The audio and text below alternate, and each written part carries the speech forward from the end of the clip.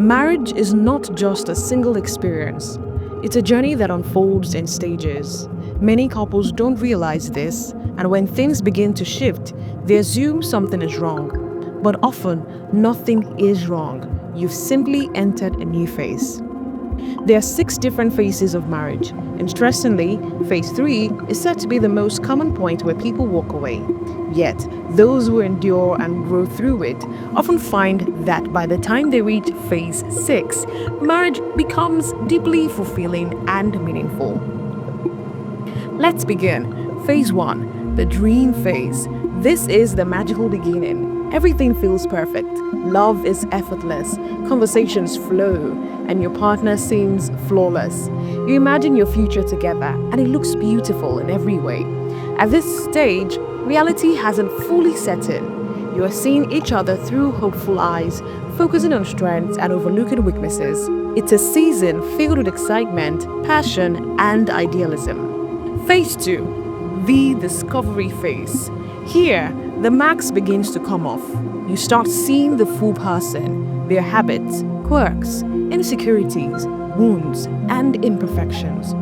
The little things you once ignored become more noticeable. This is when you begin to ask yourself an important question. Can I truly love this person for who they really are, not just who I imagined them to be? This phase is about awareness and adjustment. Phase 3, the disappointment phase. Now this is the critical stage, the one where many couples struggle the most. Doubts creep in, arguments feel more personal. You may find yourself wondering, did I marry the right person? The reality of who your spouse truly is may not match the expectations you once had.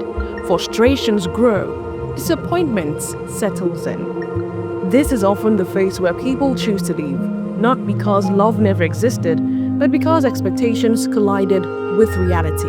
It feels heavy, it feels uncertain, and it requires maturity to move beyond this phase, but many quit.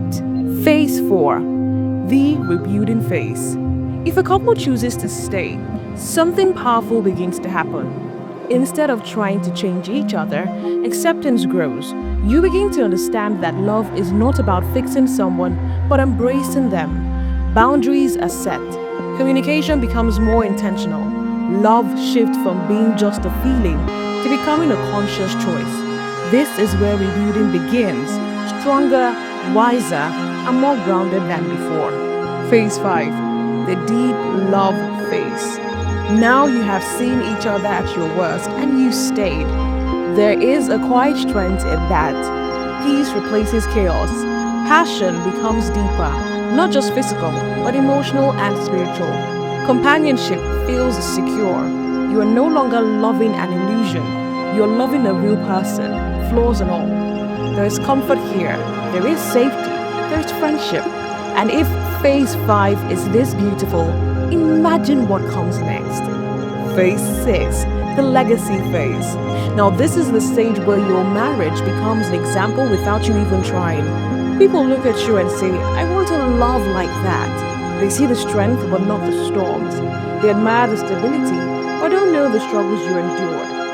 At this phase, you understand that feelings change, they rise and fall, but commitment is a decision.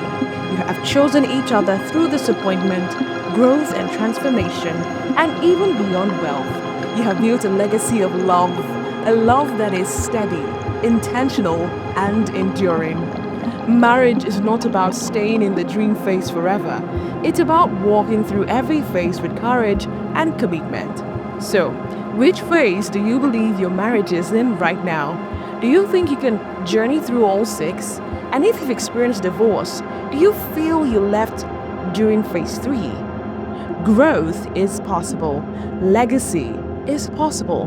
But only for those willing to stay, learn, and love intentionally.